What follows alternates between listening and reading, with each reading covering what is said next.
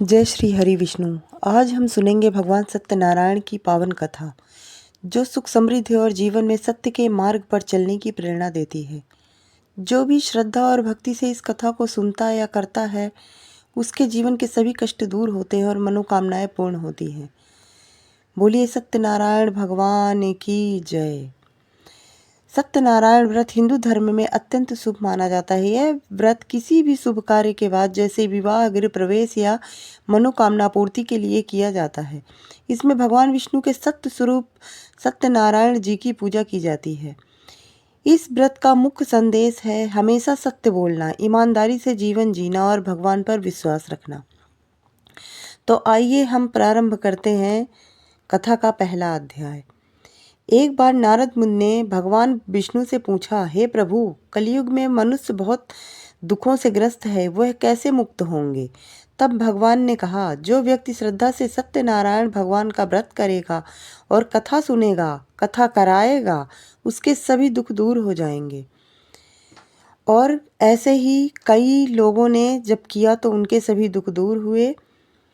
अब हम दूसरा अध्याय शुरू करते हैं। काशी नगरी में एक गरीब ब्राह्मण रहता था। वह बहुत दुखी और भिक्षा मांगकर जीवन यापन किया करता था। एक दिन भगवान सत्यनारायण एक साधु के रूप में उसके पास आए और व्रत की सलाह दी। ब्राह्मण ने श्रद्धा से व्रत किया और धीरे धीरे उसका जीवन बदल गया। वह धनवान और सुखी हो गया। उसके ऊपर भी सत्यनारायण भगवान की कृपा ऐसी हुई कि वह सबसे उनका बखान करना न भूलता। तो आप ये कहानी सुन रहे हैं, तो जो ये कहानी को सुन रहा है, सत्यनारायण भगवान उसके भी सभी दुख दर्द दूर करें। तो एक हमारा संदेश है कि भगवान पर विश्वास रखने से ही जीवन बदल सकता है। चलिए शुरू करते हैं हम तीसरा अध्याय। एक व्यापारी था जिसकी कोई संतान नहीं थी। उसने भगवान से संतान की इच्छा की और व्रत का संकल्प लिया। कुछ समय बाद उसे एक सुंदर बेटी प्राप्त हुई, लेकिन वह व्रत करना भूल गया। जब बेटी की शादी हुई और व्यापारी व्यापार के लिए गया तो रास्ते में उसे भारी नुकसान हुआ और वह जेल में डाल दिया गया। तब उसकी पत्नी और बेटी ने व्रत किया। भगवान की कृपा से व्यापारी को मुक्ति मिली और उसका खोया हुआ धन भी वापस मिल गया। इसीलिए कहते हैं कि अगर कोई मन्नत मानो तो उसे पूरा कर दो, या मन्नत ही मत मानो। कभी भी भगवान से तय किया गया वचन नहीं भूलना चाहिए। ये चौथा अध्याय। एक राजा था तुंगध्वज। वह बहुत अहंकारी था। एक दिन उसने देखा कि कुछ लोग सत्यनारायण व्रत कर रहे हैं, लेकिन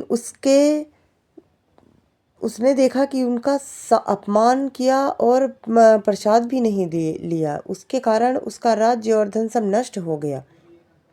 बाद में उसे अपनी गलती का एहसास हुआ तो उसने यह व्रत किया। तब जाकर उसे कुछ वापस मिला। बहुत समय पहले की बात है। एक सुंदर नगर में एक ईमानदार लेकिन गरीब व्यापारी रहता था। उसका नाम था सदाशिव। एक दिन रात मेहनत करता, लेकिन उसके घर में हमेशा अभाव ही रहता। उसकी पत्नी भी बहुत दुखी रहती थी, लेकिन दोनों के मन में भगवान के प्रति अटूट विश्वास था। एक दिन थका हारा सदाशिव नदी के किनारे बैठा था। तभी एक वृद्ध संत उसके पास आए। संत ने मुस्कुराकर कहा, बेटा, तुम इतने दुखी क्यों हो? सदाशिव ने अपनी पूरी कहानी उस संत को सुनाई। संत ने कहा, अगर तुम सच्चे मन से भगवान सत्यनारायण का व्रत तथा कथा करोगे तो तुम्हारे सभी दुख दूर हो जाएंगे। सदाशिव के पास ज़्यादा धन नहीं था, फिर भी उसने अगले ही दिन थोड़े से फल, गुड़ और आटे से भगवान की पूजा की। उसने पूरे मन से कथा सुनी और भगवान से प्रार्थना की, और फिर धीरे धीरे उसके जीवन में बदलाव आने लगा। उसका व्यापार बढ़ने लगा, घर में खुशियाँ आने लगी और गरीबी दूर हो गई। लेकिन कहानी यहीं पर ख़त्म नहीं हुई। समय बीता। सदाशिव अब बहुत अमीर बन चुका था। एक दिन उसने एक व्यापारिक सौदा किया और दूर देश जाने लगा। जाते समय उसकी पत्नी ने कहा, वापस आकर भगवान का व्रत जरूर करेंगे। सदाशिव ने हाँ तो कह दी, लेकिन मन ही मन अपने धन और सफलता में खो गया।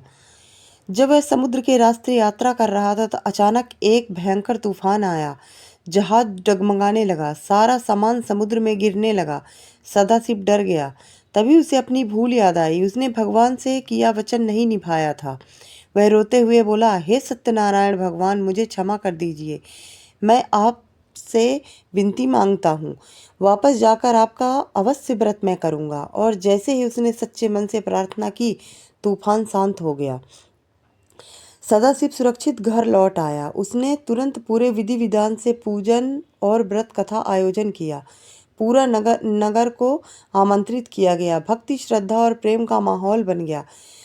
जब प्रसाद बांटा जा रहा था, तब एक गरीब व्यक्ति को भी प्रसाद मिला। उसने श्रद्धा से प्रसाद ग्रहण किया और उसका जीवन भी बदल गया। इस कथा से हमें 3 बातें सीखने को मिलती हैं। पहली बात, भगवान पर हमेशा सच्चा विश्वास रखना चाहिए और उसी विश्वास से चमत्कार हमें देखने को मिलता है। दूसरी बात, कभी भी किए गए वचन को नहीं भूलना चाहिए। तीसरी बात, अहंकार और लालच हमें पतन की ओर ले जाते हैं।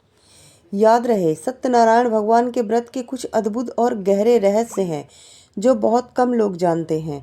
इन्हें समझने से व्रत का असली महत्व पता चलता है। सत्यनारायण व्रत का सबसे बड़ा रहस्य सत्य का पालन है। यह केवल पूजा नहीं, बल्कि एक संकल्प है कि हम जीवन में झूठ, छल और अहंकार से दूर रहेंगे। मान्यता है कि जो व्यक्ति सच्चाई के साथ यह व्रत करता है, उसके जीवन में अपने आप सकारात्मक बदलाव आने लगते हैं। यह व्रत अधिकतर पूर्णिमा के दिन किया जाता है, क्योंकि पूर्णिमा चंद्रमा की पूर्णता का प्रतीक होता है, यानी मन की शुद्धता और इच्छाओं की पूर्ति। रहस्य यह है कि इस दिन मन और ऊर्जा सबसे अधिक संतुलित होती है, जिससे प्रार्थना जल्दी फल देती है। सत्यनारायण व्रत में जो आटे, घी और शक्कर का प्रसाद, हलवा या शीरा बनता है, वह सिर्फ भोजन नहीं है, यह 3 चीज़ों का प्रतीक होता है।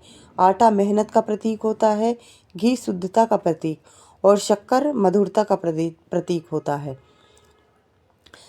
इसमें संदेश हमें ये मिलता है कि जीवन में मेहनत, शुद्धता और मधुर व्यवहार होगा तो भगवान की कृपा बनी रहेगी। इसमें कथा सुनना क्यों जरूरी है? कई लोग सिर्फ पूजा करते हैं, लेकिन कथा को हल्के में ले लेते हैं। असली रहस्य यह है कि कथा ही व्रत की आत्मा है, क्योंकि कथा हमें सिखाती है वचन निभाना, अहंकार छोड़ना, भगवान पर विश्वास रखना। बिना कथा के व्रत अधूरा माना जाता है। सत्यनारायण कथा में बार बार दिखाया गया है कि जो लोग व्रत का संकल्प लेकर भूल जाते हैं, उन्हें कठिनाइयों का सामना करना पड़ता है। बहुत सारे लोग ये सोचते हैं कि सही मुहूर्त ही पर सब कुछ होगा, जब सही मुहूर्त आ जाएगा, लेकिन आपको पता है कि मुहूर्त कभी भी सही नहीं आता है।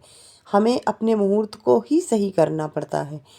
लेकिन असली रहस्य तो यह है कि मन का शुद्ध होना ही सबसे बड़ा मुहूर्त है। अगर आपका मन साफ है तो किसी भी दिन किया गया व्रत फलदायी होता है। व्रत के बाद प्रसाद बांटना एक परंपरा है। इसका गहरा अर्थ यह है कि आप अपनी खुशी बांट रहे हैं, दान और सेवा कर रहे हैं। जितना आप दूसरों को देते हैं, उतना ही जीवन में आपको वापस मिलता है। बहुत लोग यह व्रत सिर्फ पैसे या सफलता के लिए करते हैं, लेकिन असली उद्देश्य मानसिक शांति, पारिवारिक सुख और आध्यात्मिक उन्नति होती है। सत्यनारायण व्रत की सबसे बड़ी खास बात यह है कि इसके परिणाम बहुत जल्दी दिखते हैं, क्योंकि इसमें सत्य, श्रद्धा, संकल्प तीनों का मेल होता है। सत्यनारायण व्रत हमें यह सिखाता है कि सत्य ही भगवान है, वचन ही धर्म है और भक्ति ही सबसे बड़ी शक्ति। अगर आपको यह कथा सुनने में अच्छी लगी तो प्लीज़ मेरे चैनल को लाइक और सब्सक्राइब कर दीजिएगा। ऐसी ही अनोखी कुछ कहानियाँ लेकर मैं फिर अगले एपिसोड में आऊँगी। धन्यवाद।